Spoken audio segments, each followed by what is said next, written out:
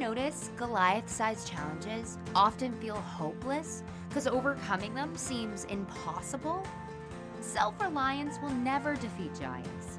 God-reliance, on the other hand, makes the seemingly impossible possible.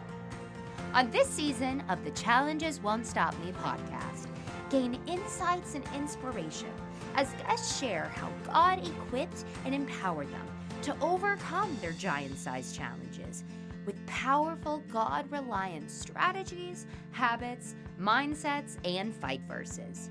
With God fighting for you, you too can overcome Goliath-sized challenges. Host Melanie Brown is eager to get started, so let's go!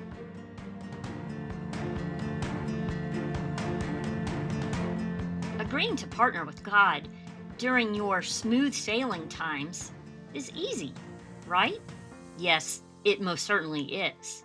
Today's guest, Lindsey Arcaro, worship pastor at my home church, The Square, and a member of Jesus Culture Music, began to see the beauty of partnering with God during the rough sailing times. God's tangible presence held her close when all she wanted to do was hide. Lindsey began to understand how her challenges were developing perseverance and were a necessary part of her spiritual growth. Lindsey and her husband Braden have been married for 11 years and have a beautiful daughter and a handsome son. She loves to do work projects around their home and spend time with their friends. What a joy it is for me to share Lindsey with you. Let's get started.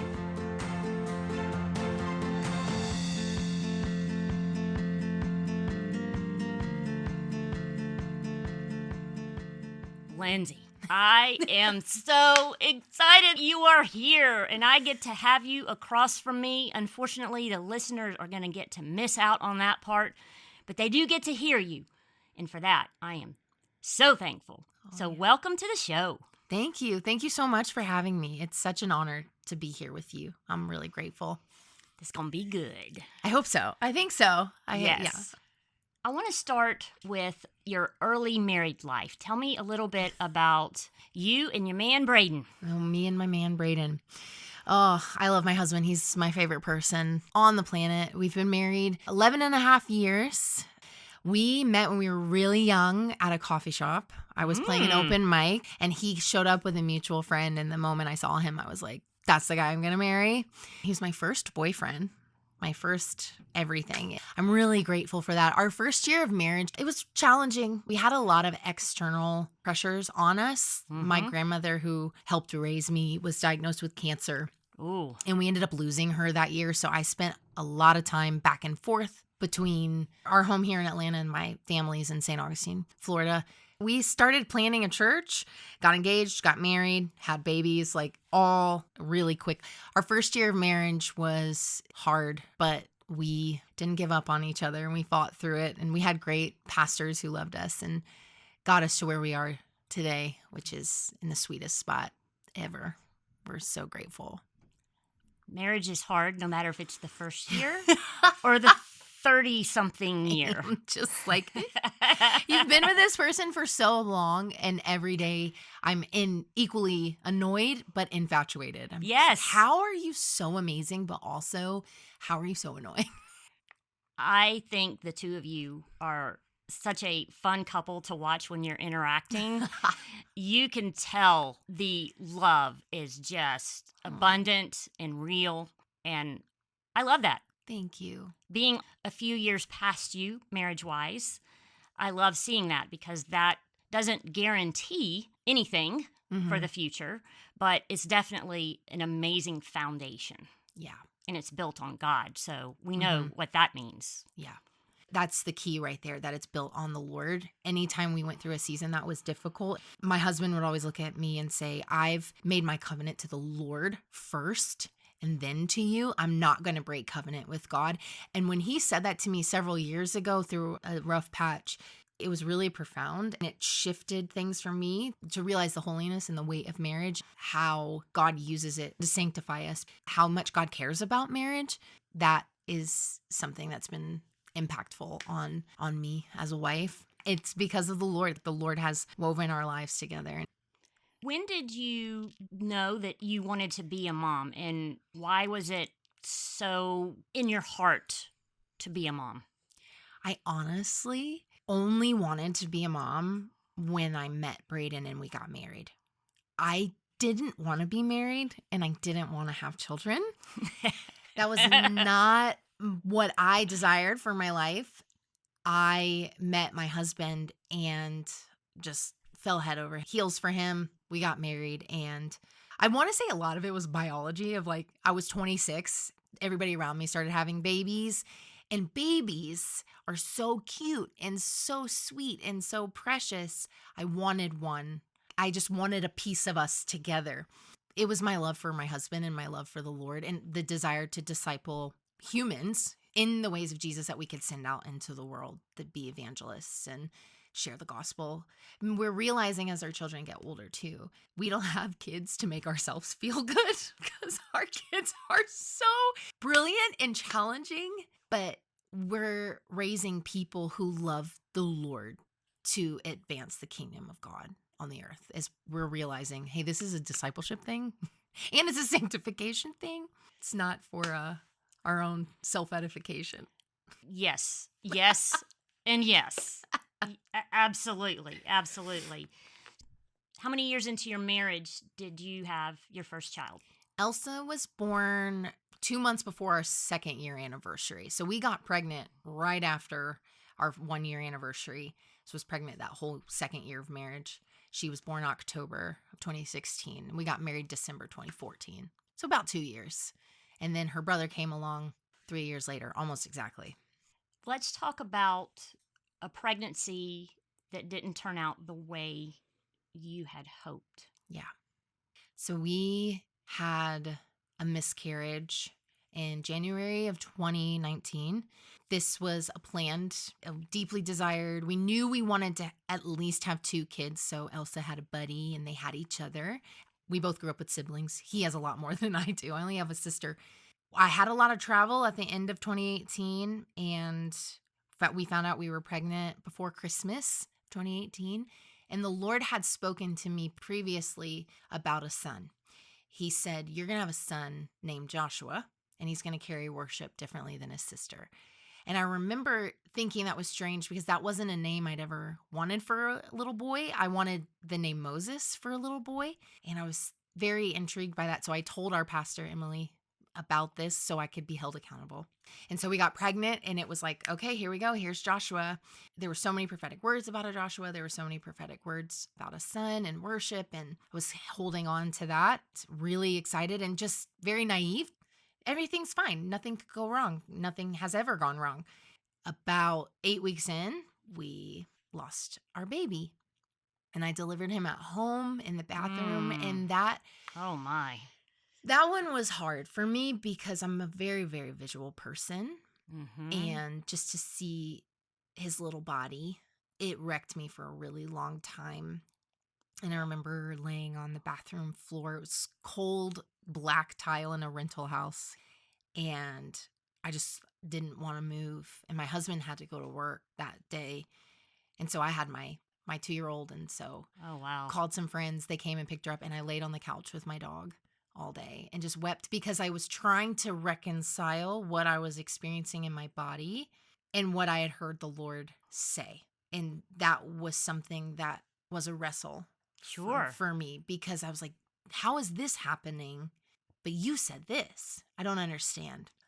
And so we didn't know obviously what our baby was, but we had friends who had gone through a miscarriage before us, and they walked us through it. Pastor Phil, Pastor Emily, they walked us through it, and they asked us to go before the Lord and ask for a name and ask about this baby. And we felt this baby was a boy.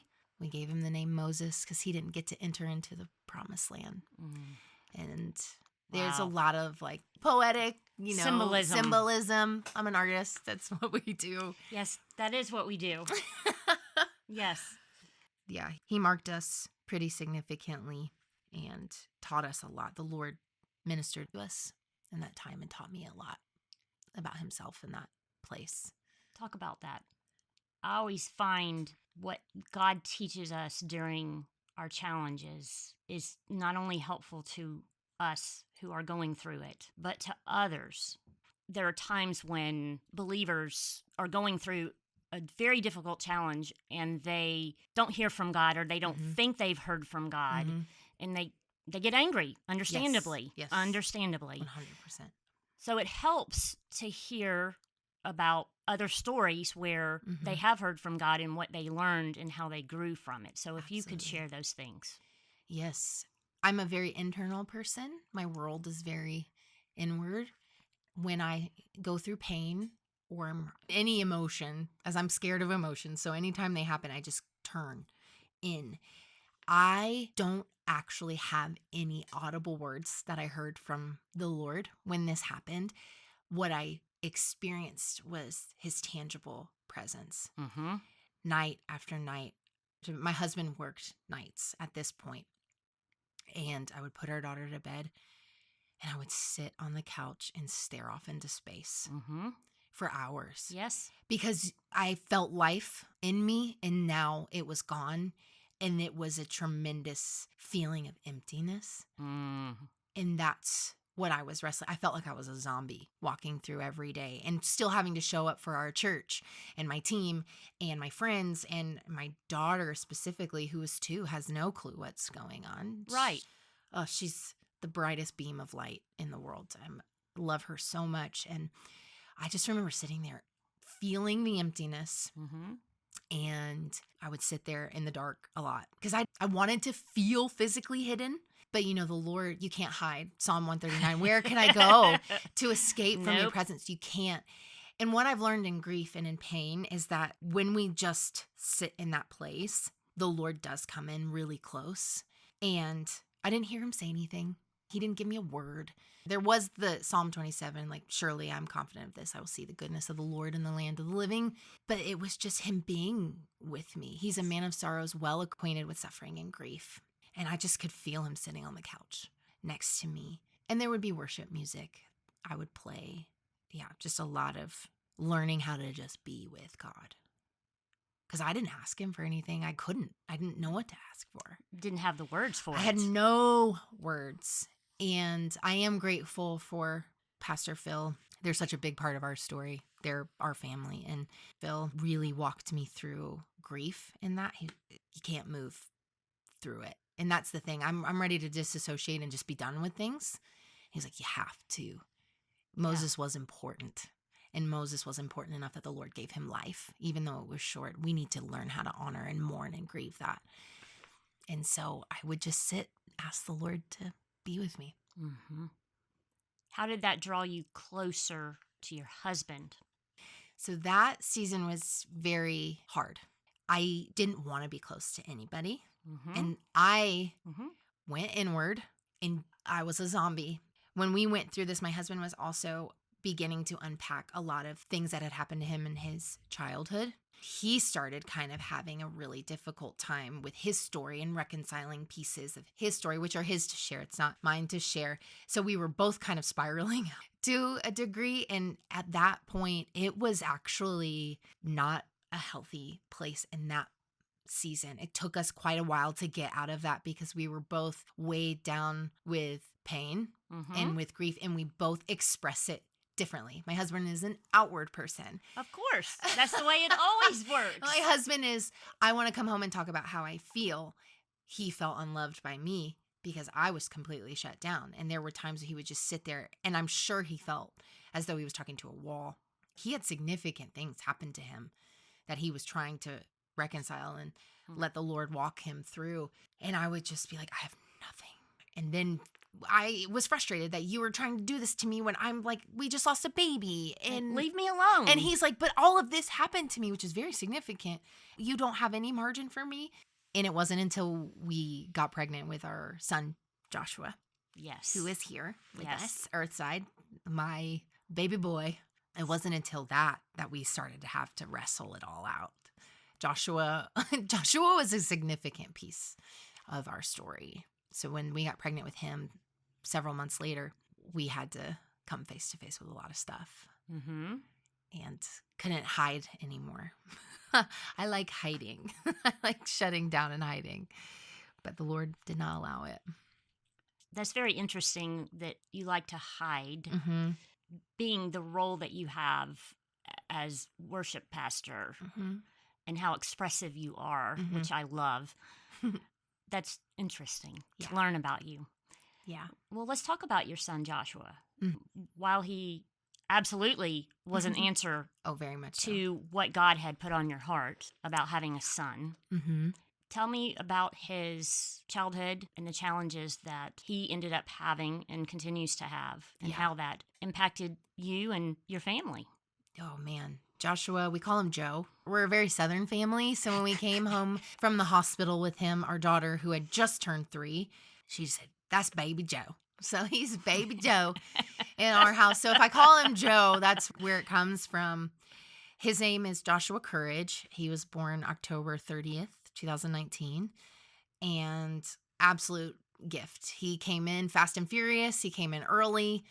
He was just the delight of our family, the sweet little baby boy. And he has faced challenges from day one that are very random, or that seemingly random. He was born right before COVID hit. And about a month after he was born, we all got the flu really bad. Mm. And he spiked like 104-degree fever as a 1-month-old baby. So first Ooh. child I've ever taken to the emergency room. And I'm like, dude, is this an indication of what your life is? I'm not ready he for keeps you. us on our toes.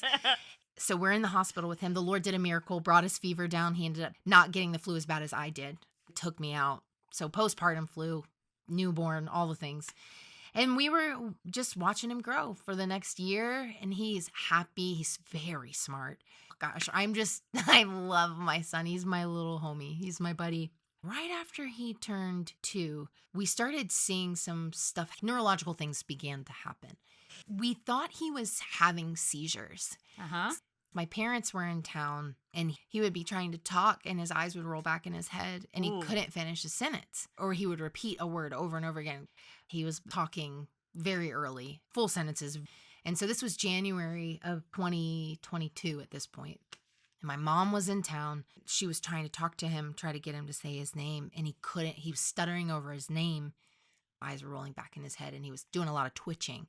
And we couldn't figure out what was going on, kind of checked him out. There's nothing going on. A couple days later, it was a Sunday. And back in the day, we had 4 services on a Sunday. So we would do 3 in the morning, 1 at night. My in-laws, Braden's parents, would come and get our kids and take them to their house out in Powder Springs, Dallas area. And we went to pick them up after church. And he just started doing these, I know what they are now, but tics. He would flap his hands, his mouth would open up, he would stutter over his words, his eyes would roll back in his head, he wouldn't be able to finish his sentences. This was January 8th, and I slept on the floor, the wood floor by his crib that night because I was so concerned, and we Sure. took him to CHOA. They did all the testing for seizures, and they didn't see anything, and I was so confused, and that's when the fight started in me because nothing stopped. So the next day I took him to Kennestone because they have a pediatric ER because I was not happy with CHOA. And then he was ticking and doing all of his things that we didn't know at the time was that. And Right.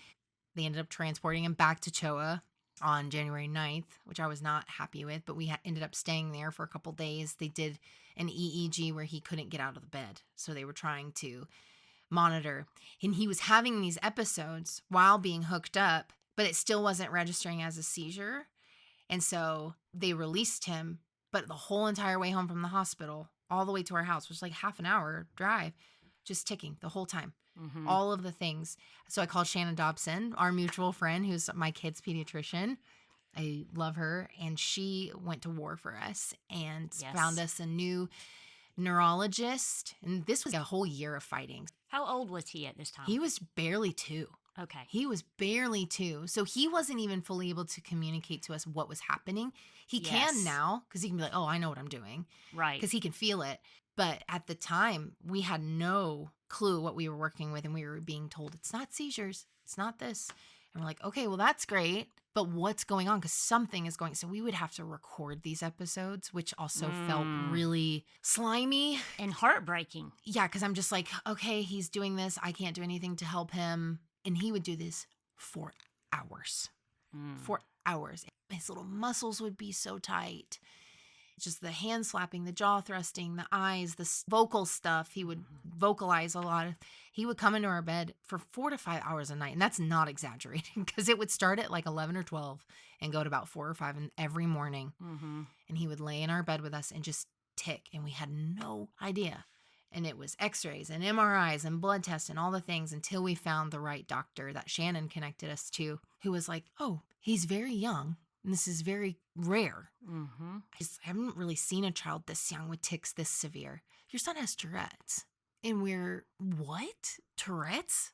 And you have an idea of what Tourette's syndrome is from the movies. Yeah, and that's always portrayed in a very exaggerated, scary, negative way. Like they're damaged goods, or they'll never have any happiness in life at all. Or that they'll just say bad words all the time. That's the thing. There's a girl that has very severe Tourette's, has a TV show. She has coprolalia is what it's called, and she says like a lot of the nasty things or hand signs. And so my brain is, what is all this? So my mom comes back and forth. She's so wonderful. My mom is my hero. And we went on the journey of, okay, our kid has Tourette's. We made the decision to not medicate him for his tics because you can't heal Tourette's. Correct. You can suppress the tics, which ends up being worse for the patient in the long run. And the drugs they were trying to put him on were some kind of opiate or like a transitional drug for people getting off of opiates. And I'm looking at my 2-year-old baby. You're developing. I can't. Correct. We prayed and there were like 3 different medicines they tried to offer us, and Braden and I never felt a peace about it. Never once. Like there's still a bottle in the medicine cabinet at our house because they filled it for us. And I'm just like, I can't put this in my baby. Yeah. I can't. One of my best friends is a functional nutritional therapist. And so she was like all in on how do we find out, like how do we take care of him from a natural way. So we watch his diet now and things, but it was a long journey before his diagnosis and even after. When you have something that happens in your home that no one else is seeing to the degree that you're seeing it, sometimes you can feel like you're a crazy person. Oh, sure. And the neurological issues, speaking from my own experience, when you're having neurological issues, it's happening in your brain. In your brain. There are times when things are happening in my brain that I don't even have words for at 55 years old. Right. Because it's not something that you hear about all the time. And if I were to explain it with the words that I do have, which I've tried, you get this blank stare from people like, what? Right. And for him to have been 2, he's just developing a vocabulary of basic words. Yes. There's no way he could have explained to you what was happening. How did he handle it? He led us through it. I'll be totally honest. Tell me what that means. I am very curious. He is the most joyful, vibrant.